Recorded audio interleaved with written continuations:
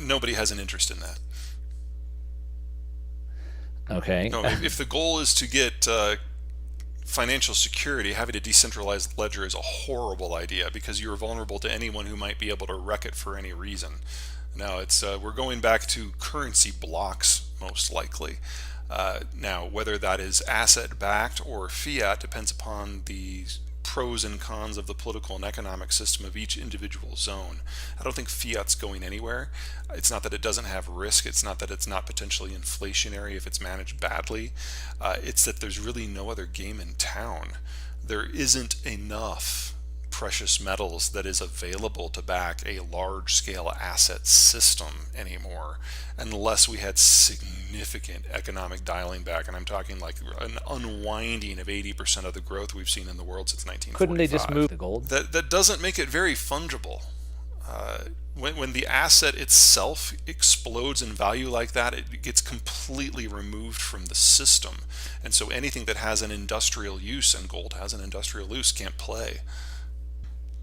Well, you have to separate fiat pre-Bretton Woods and post. Pre-Bretton Woods fiat systems were the countries that, for whatever reason, couldn't play in the asset-backed world, and those all went to shit. In the post-Bretton Woods system, you're really talking about one currency.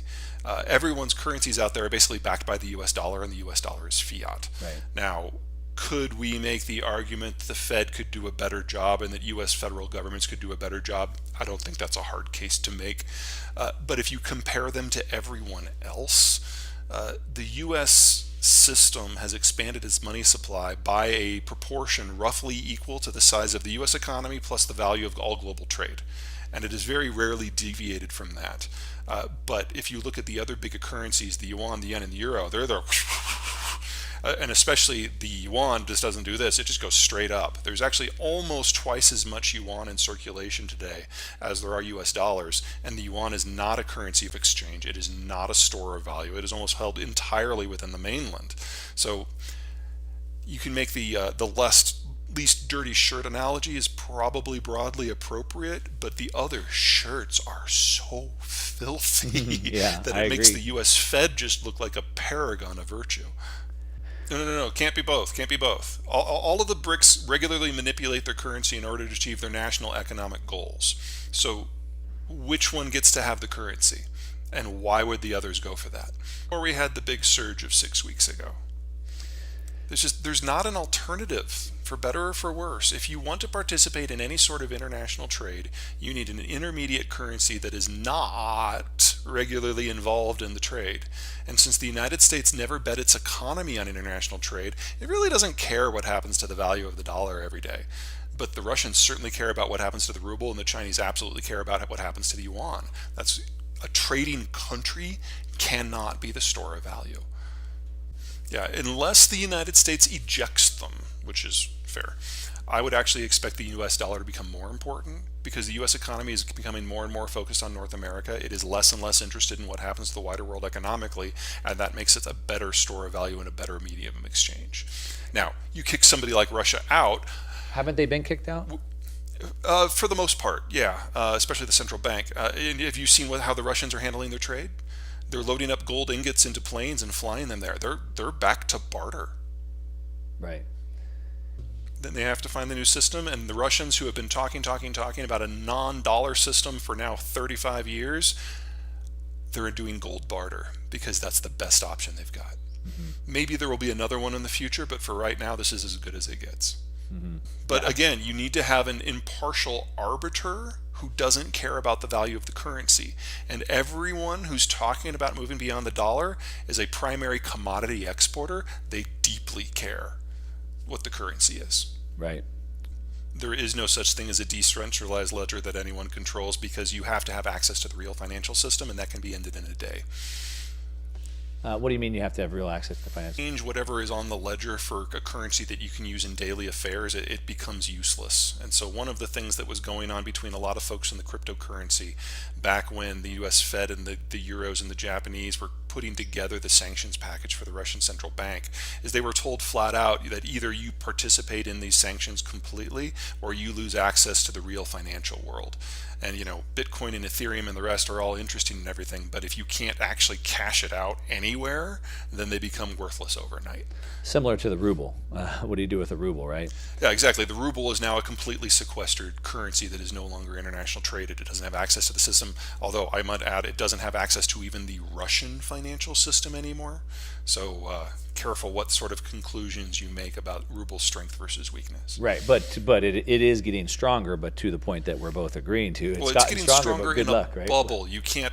Anyone who has rubles can't trade them, and anyone who wants rubles can't get them. So in that sort of environment, it's really no longer a currency. Yeah. Yeah, I guess time will tell if technology, can slowly grow and get a foothold and then grow. We're seeing it work in nations like El Salvador, but they're very small. Oh no, no, God, no! It has not worked in El Salvador. I mean, people are using it to buy Starbucks and McDonald's and pupusas on the Yeah, corner. no. So, El Salvador is going to be applying for an IMF loan before the end of the year. That's ending very, very badly. I don't think it's ending badly because of Bitcoin. I think it's ending very badly for a number of sure, reasons. sure, sure. They were already ranked one of the poorest nations in the world long before their Bitcoin foray. So, Yeah, just don't pin your hopes to that star. That's all I'm saying. oh no, I was only talking about on the part of actually buying goods and services with it is the point I was making. So.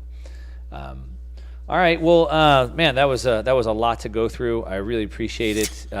You make me feel a little bit better about China because I've seen this colonization thing that's been scaring me, and then, like I said, the threat to nuclear war. So, Well, I mean, I don't want to make you feel too secure about China because one of the problems with a one-man show is, we know what's going on in Russia. We have tapped Putin's phone. We are reading his email.